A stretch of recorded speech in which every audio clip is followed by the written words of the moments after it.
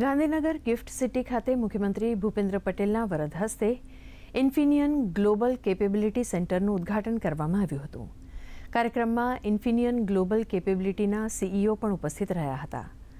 કાર્યક્રમમાં સંબોધનમાં મુખ્યમંત્રી ભૂપેન્દ્ર પટેલે જણાવ્યું હતું કે ઇન્ફિનિયન ગ્લોબલ કેપેબિલિટીનું ભારતનું બીજું સેન્ટર ગુજરાતમાં બન્યું છે, જે product, software design, information technology, supply chain અને એપ્લિકેશન એન્જિનિયરિંગ ક્ષેત્રે કાર્યરત થશે.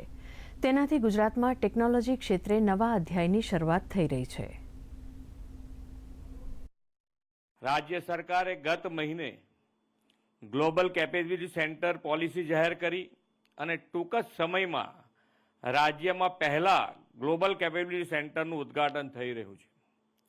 આ centre product, software design, information technology, supply chain management અને એપ્લિકેશન એન્જિનિયરિંગ પર કામ કરશે. આ સેન્ટર કાર્યરત થતાં ગુજરાતમાં ટેકનોલોજી ક્ષેત્રના નવા અધ્યાયની શરૂઆત થઈ રહી છે.